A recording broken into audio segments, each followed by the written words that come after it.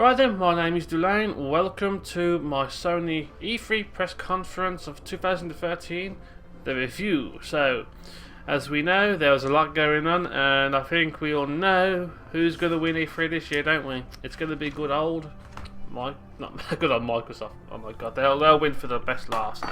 By the way, in the background, you can see EVE Online. This is one of the Let's Plays that I'm going to be rebooting very shortly that I've been doing. If you're ever interested in space, please feel free to check it out. Shameless plug out the way though. So the conference started, was it about 9? No, it was about 15 minutes late, weren't it? On cue, as I thought they would do. It was funny how long it happens, because we know that Microsoft and the likes are late normally. But they started late, epic start though. Screens all around the auditorium, looked fantastic, energetic, lively, showed you all the history of the Sony platform, and it was great. And was it a brief overview of what's to come? I thought it was. So I am reading off a script. Do bear with me. I'm not used to doing stuff like this. I do the E3 stuff every year if I can help it. And I'm trying to do different videos and branch out to be more just a gameplay as well sometimes. So do bear with me if I'm flicking through sheets, but you know, this is YouTube. You're allowed to, make mistakes, I guess, if you're a newbie. So I reckon the conference took a bit of time to set up, because if you saw the pre-show, you would have noticed that the crowd was pretty empty. Even though they actually claimed apparently people were queuing up since Friday to actually go and watch it, which was weird. But it was crazy. Whole room with the big screen going around, yeah. And of course we had Jack Trent had come on, walking on like a boss. I thought it was quite funny. It's like, Microsoft, who are they? They are. Is that Microsoft? Is that look them. Who are they? It was quite funny in my mind. It was crazy, and making claims that there's 2 billion gamers in the world, 200 million of those in the USA. Interesting facts, I guess. I'm not sure if they're true, but interesting nonetheless. This the one theme seems to be they're still trying to make sure that they're showing that we are important to them, that they respect us, they cherish us, they respect the people who turned up to E3, the people who watched the stream, the people who had to wait. I know I went to Towley's stream on Twitch yesterday, and like he was fucking quaking his boots because he was waiting for this conference. The guy was like, what the fuck is going on? It's just, hurry up.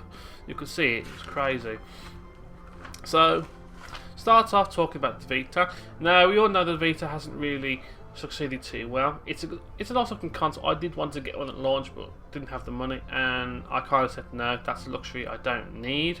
Didn't bother with it. And then of course it goes on talking about the PS3 and the Vita, how they're still going to be, as we expected, like Microsoft did. The PS3 and Vita are still strong, stronger consoles, and they show us all the games that they're working on. Getting stronger, the Vita's getting stronger. There was facts like there's 125 dedicated games on the Vita. If you take into account mobile PSP titles, there's 650 and stuff like that. Working on showing the alpha games, yes they do. Oh, stuff like that. There's some new titles coming out for the PS3. Was there? There's a Killzone, Tearaway. I can't remember. Yeah, Chicken Scratch. It's impossible to read. And then there was stuff like they're remastering God of War, they're remastering Final Fantasy X, X-2, Flower. I actually played Flower this morning. It's a weird game. It's a cool game. It's interesting.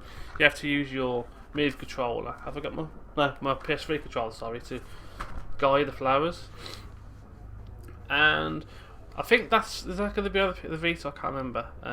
But it seems to be that they're really trying to push the Vita. I'm quite interested in it. I might have a look into it again, because for a while now I wanted to get a handheld console because I work night shifts. It would be nice to have something to do during that shift rather than just sitting there using a tablet. Because I'm between the 3DS XL and the Vita. That's pretty much it. I wouldn't want to get the other DS's. I want to get the new one. I'm not really a fan of the DS XL, but that would be the one. I would go for the latest one because of course it's going to be better. But anyway, we're not talking about Nintendo. Nintendo's later on today. They've got The Walking Dead coming to Vita. They've partnered up with The Walking Dead Telltale Games, and that's pretty cool. That was their take on, we're going to get a big name and we'll put it in, pretty decent. There's a new bundle coming out for the PS3, and and stuff like that. New bundles coming out. I don't really think it's... I don't know. Why do they have to do bundles of older consoles? I think just to prove the ones you've got. Why go and recreate them? That's another argument for later. They then go into talking about all the stuff about Skype, Netflix, YouTube, and all the good apps they have. They're going to be using. They're still committing strong, he says. Then we get into a trailer I wanted to miss because not because it's bad, not because it's long. There's something wrong with it. It's because I didn't do that, did I? Hold on, let's get rid of all that bump. There we go. We're in space.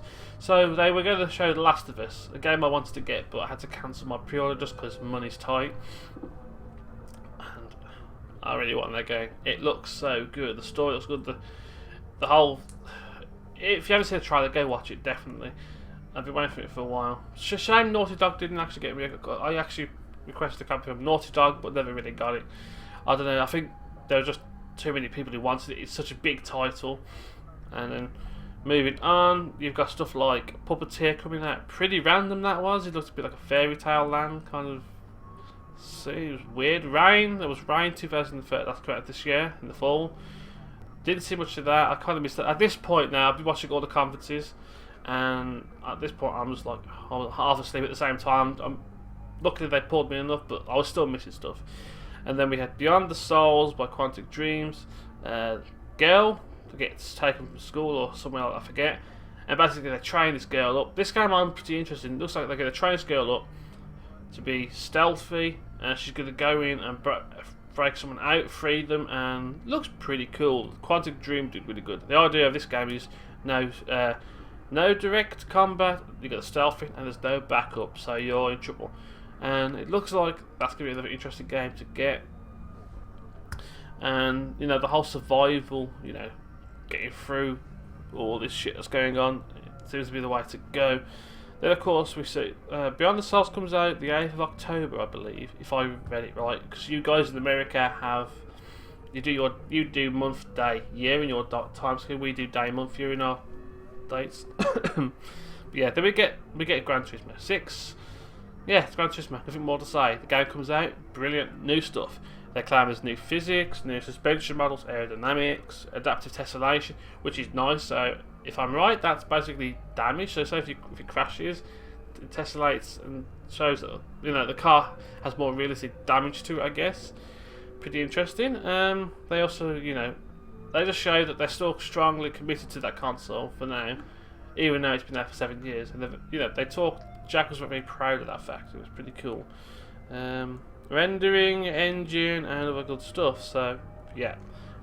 And then I think, hold on, the bundle I was talking about is a Rockstar bundle. I kind of got it mixed up. Then he talks about the likes of Naughty Dog, who are very widely acclaimed, how they're really good. Basically, the whole idea at this point seems to be they're just showing off what's so good about them. We could do this, we're that. Not like Microsoft go, no, we're not going to go to compare Microsoft.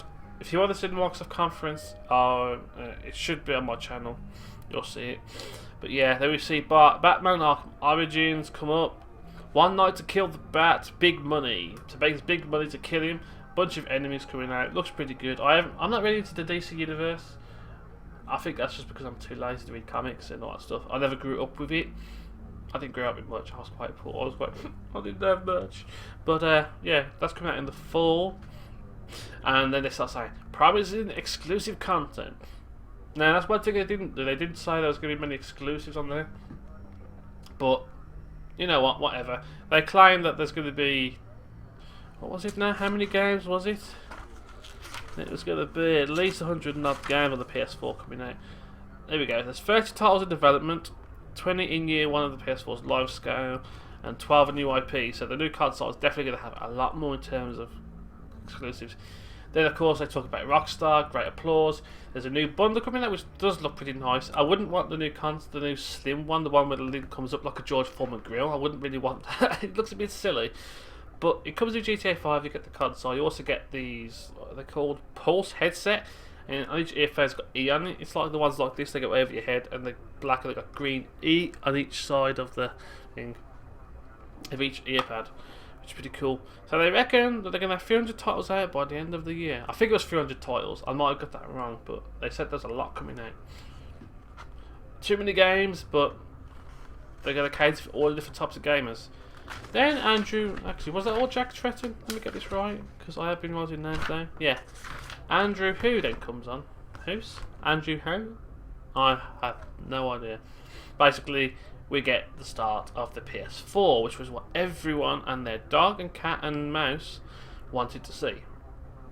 PS4 is going to be unparalleled power, socializing, cloud, and the architecture is important to us. That's important for gamers. Gamers want that, and then we get the reveal that we've been waiting for. Now, I haven't actually got a picture of the console. I mean, that's probably really bad organisation skills. Let's see if I can get it. Where is it?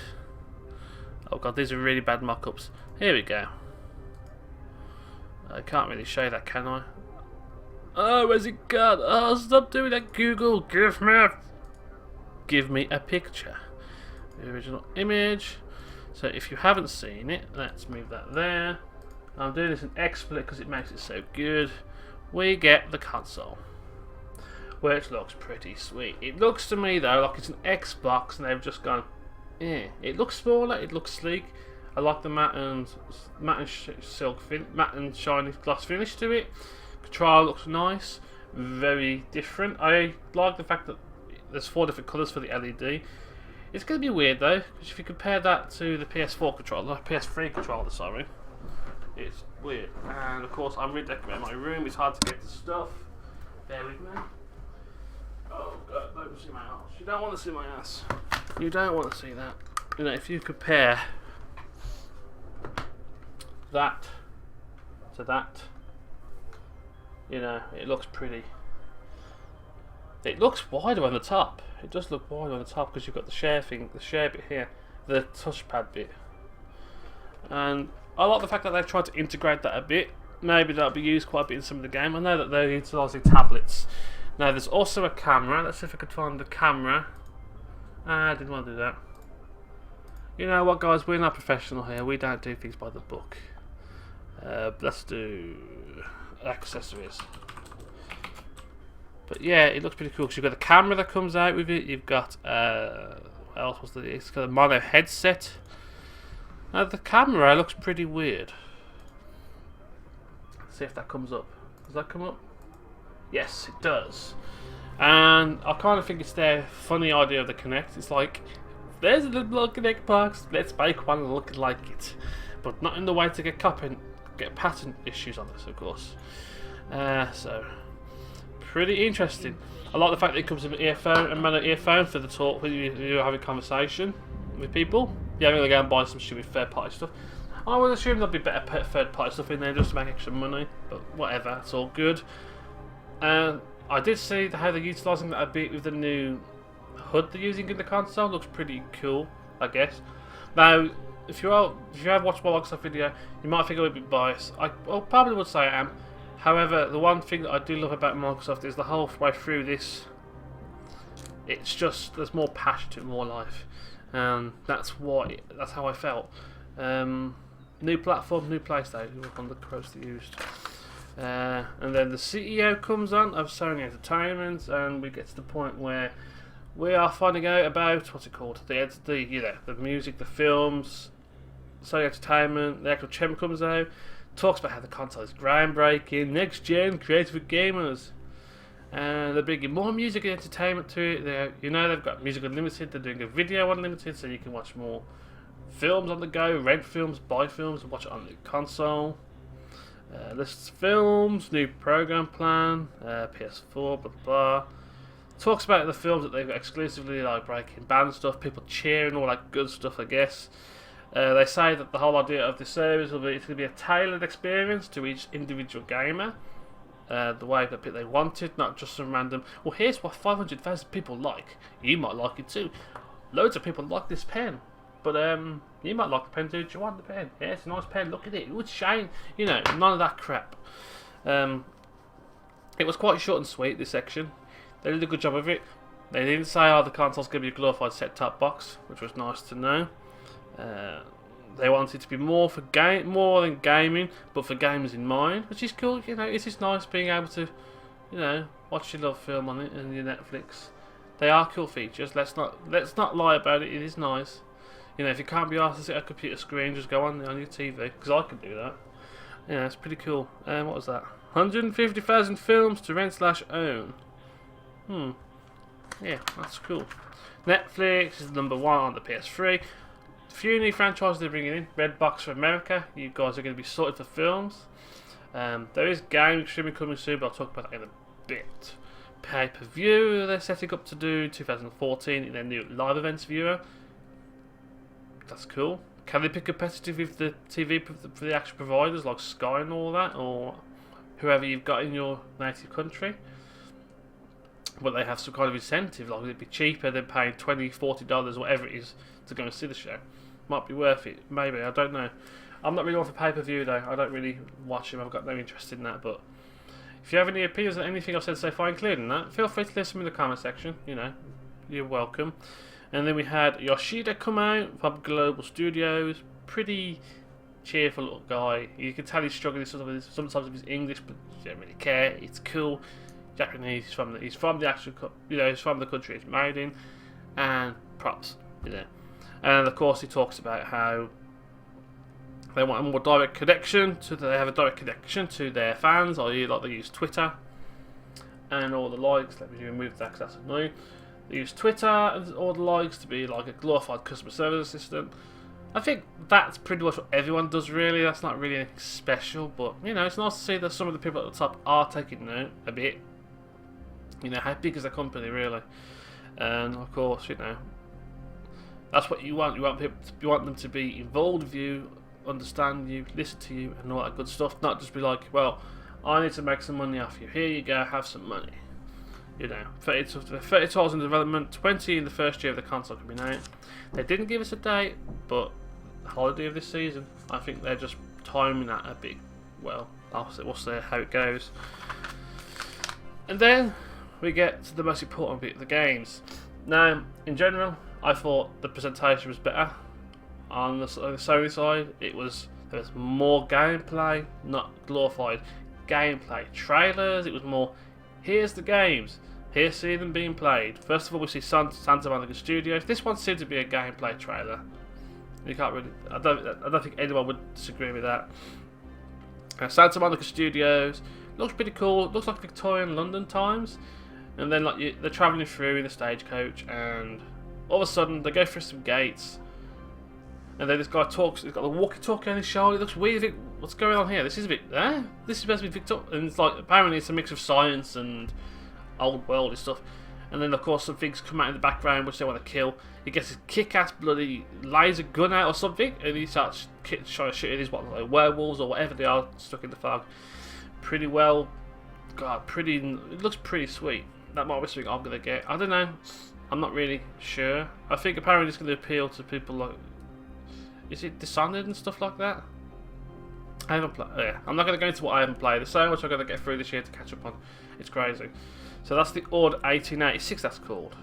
Then they highlight a few titles that are in operation, like Killzone, Shadowfall. I've not really played the Killzone universe, but it looks pretty good. I know it's not going to be the same as Far Cry, but it seems to be in the same kind of setting. But it's all the Killzone-esque, formula still there. Drive Club looks pretty good. Short but interesting little sneak peek. Dirt racing all over the place, cars, the stuff. And there's a pretty cool thing about that, but I'll talk about it later. Then we have Infamous Second Son.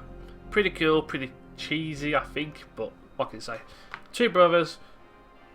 I think they both have the same powers as in the first two games, and they save the world, go out, have a good day, come back, save the world, or whatever that is.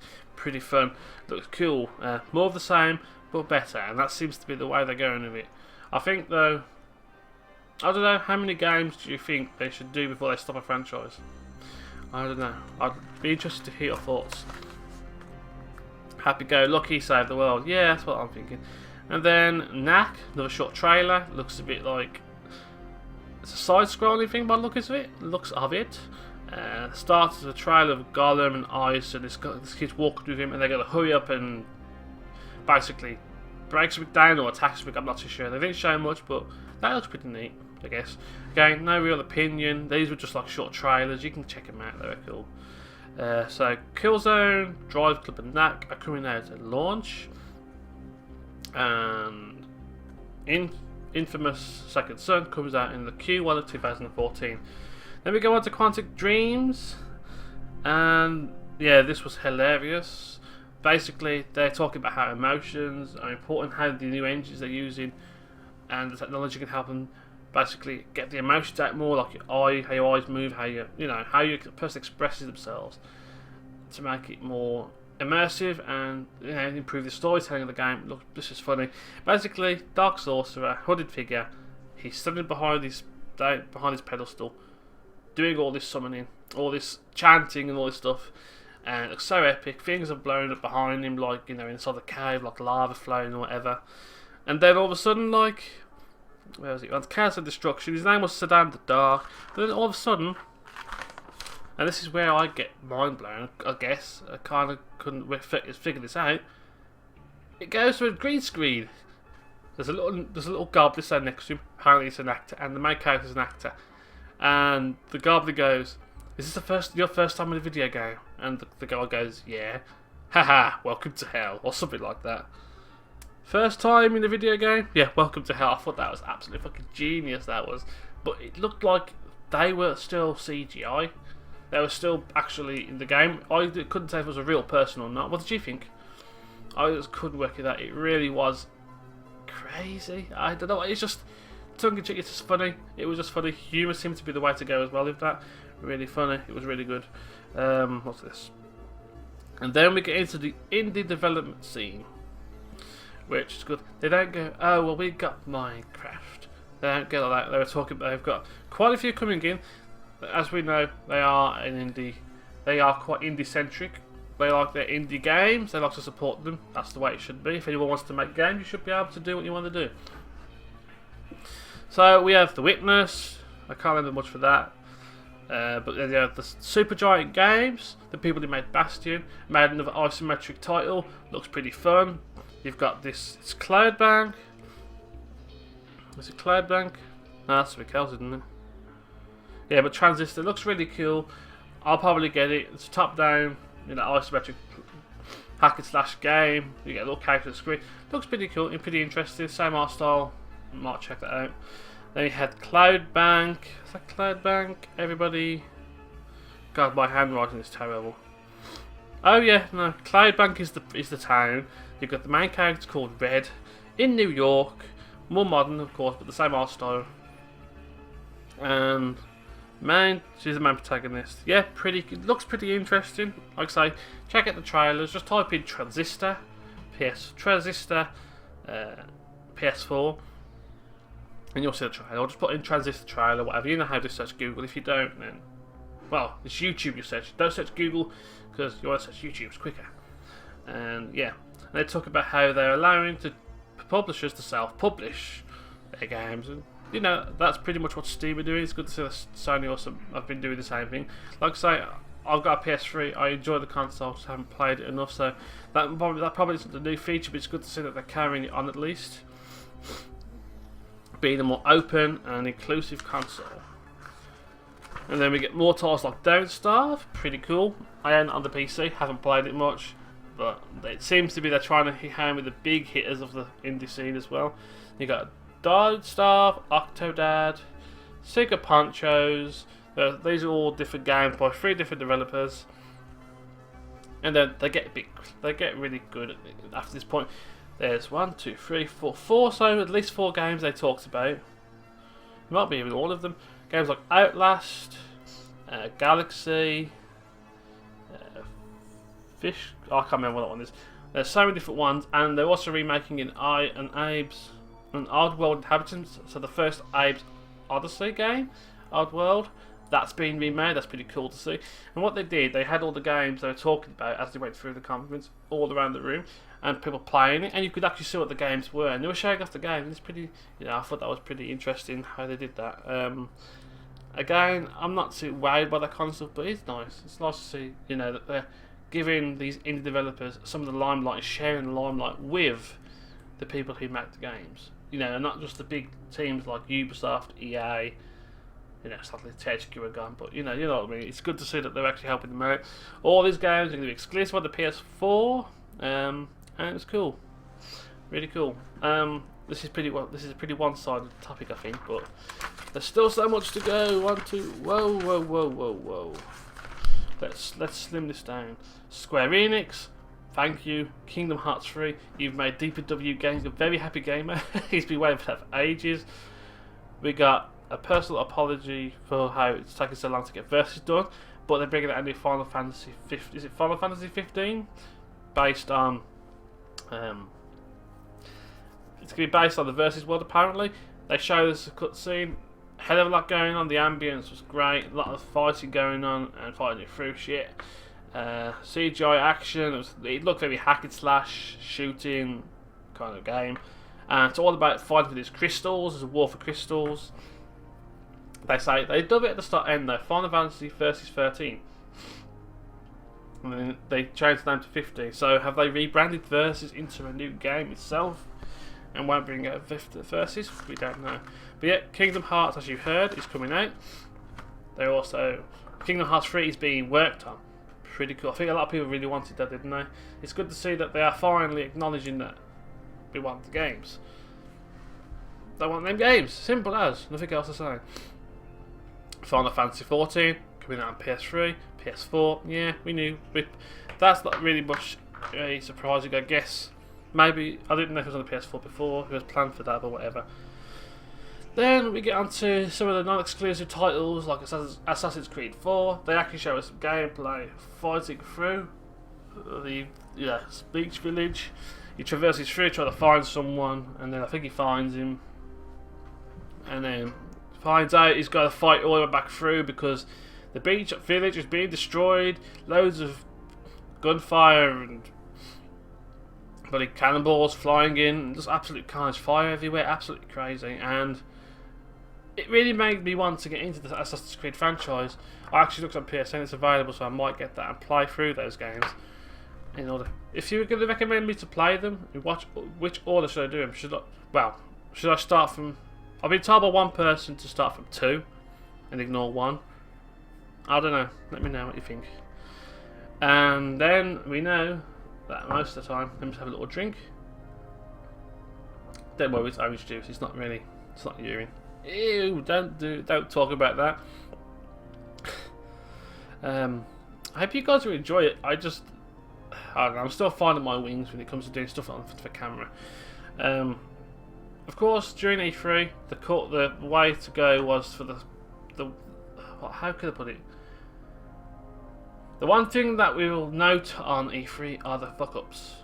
Like in the Microsoft conference, audio got messed up 2 or 3 times, especially Battlefield 4. And this is the thing, when Battlefield 4 messed up, I wasn't really paying too much attention, but I kind of got the gist. The guy who was there trying to talk about it got a pissy because they were telling him to come on, and there was no personality to it.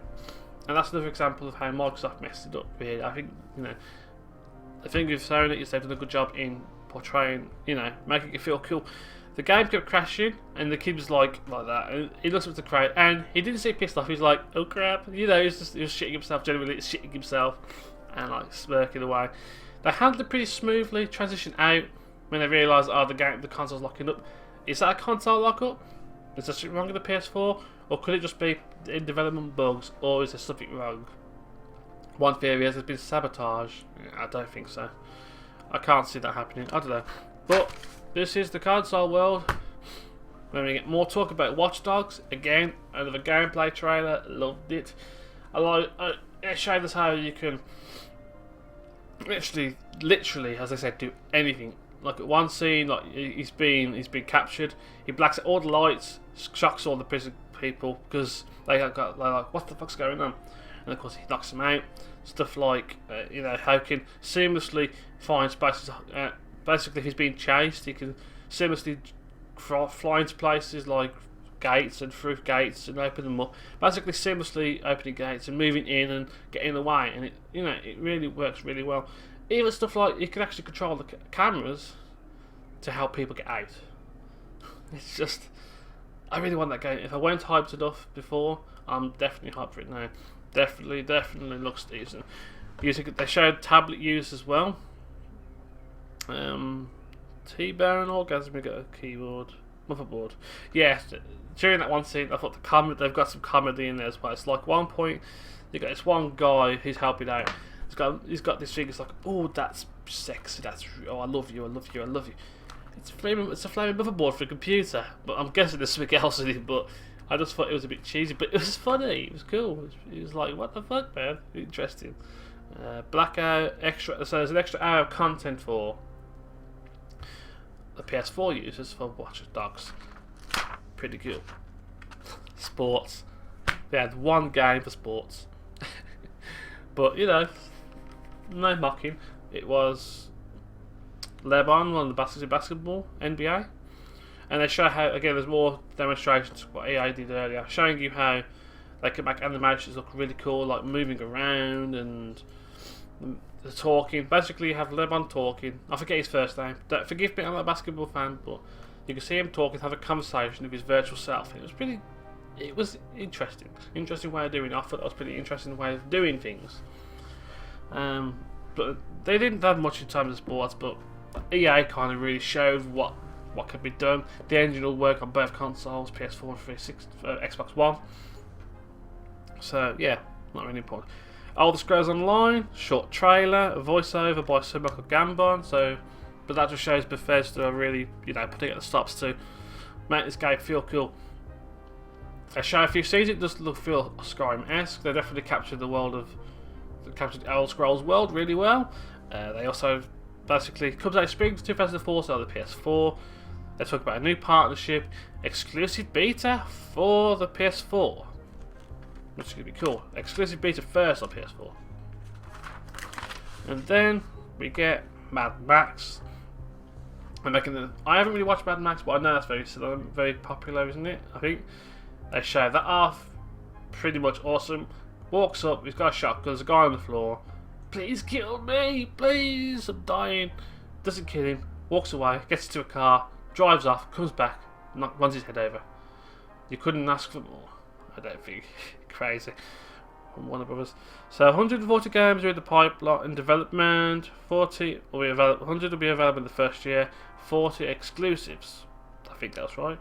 Delivering what gamers want. Now this is where it gets fucking awesome. PS4 supports used games. And then the cheers come out. I think the cheers must have lasted a good 2 minutes or so. It was absolutely hilarious. They have then they have the screen come up, because this is Jack Treston, by the way.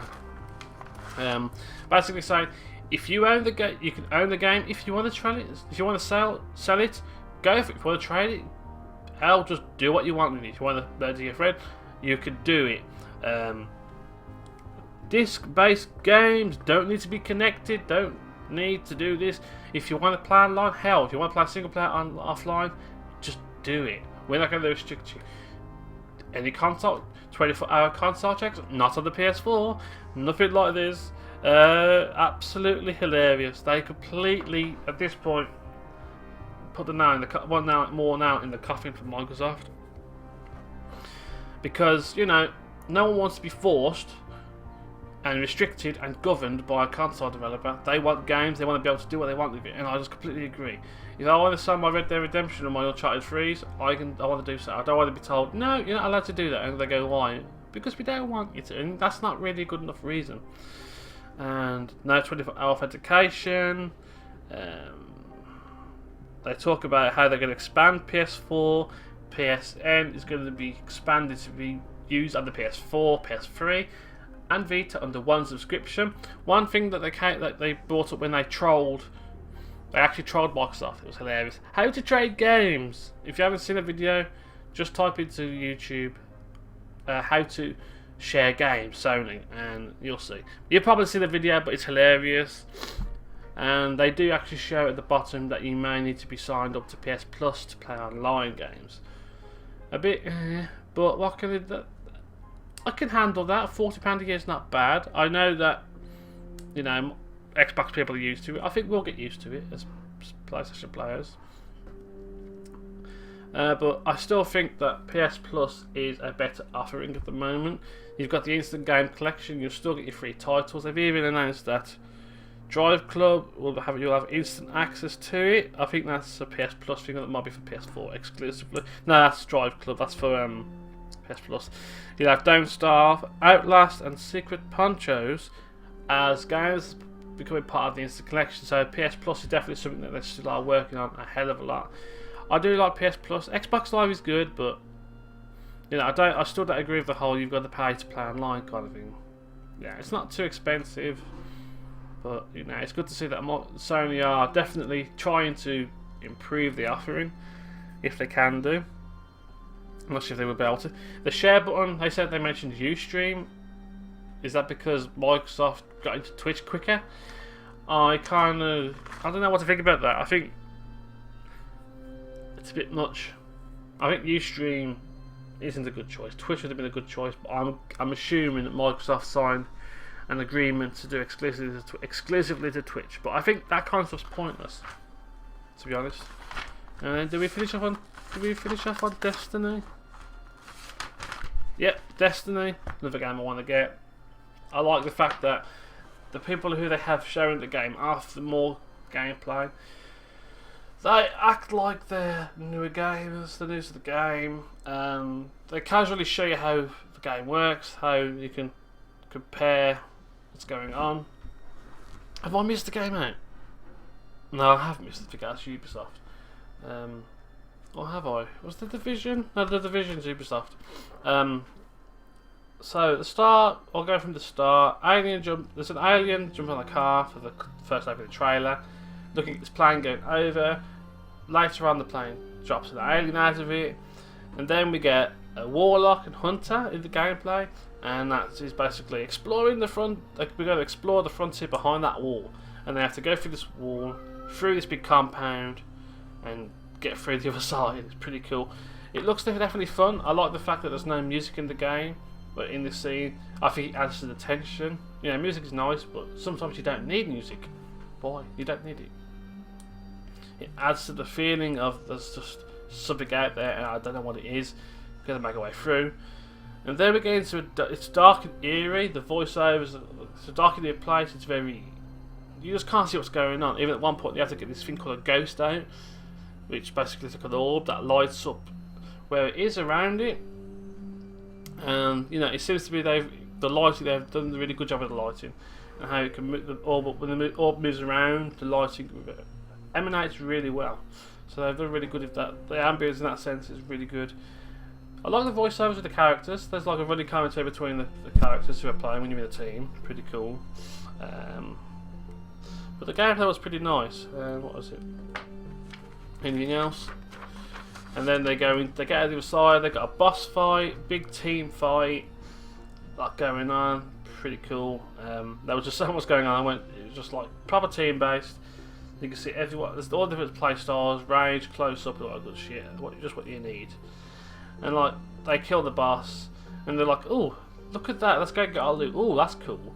And then they casually show you how the weapons level up. They don't go like, "This is how you do this," and then you have to go up there to do that. They actually just basically are playing the game like you would, and how you would, basically mimicking how you would learn how things work. Pretty nice. Definitely going to be getting it. I definitely want that eagle gun that the one person brought out and showed us. That was funny as hell. But yeah, it's all about EPing for guns by the looks of it as well. Definitely going to be fun. So what else was there? I think we're coming to the end of this now.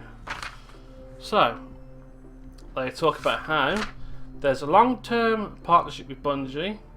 They're going to have exclusive content. I know that it's not exclusive to the PS4, but it's definitely nice to see that they've got more exclusives.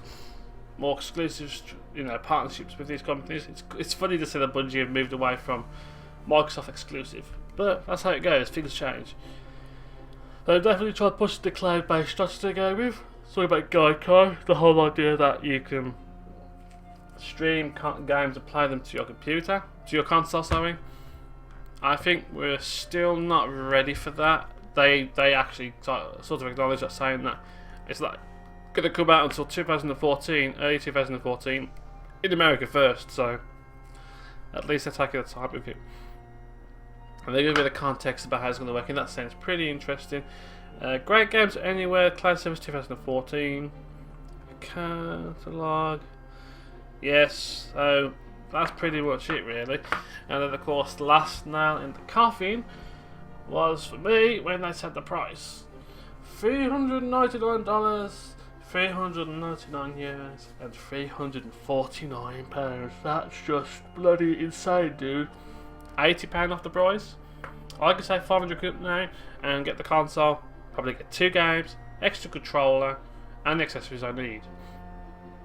Microsoft did say today, or whatever they said it, claim that it's because of pricing of taxes and the import. Well, that bullshit. But let's face it, we know that they make the money off the licensing.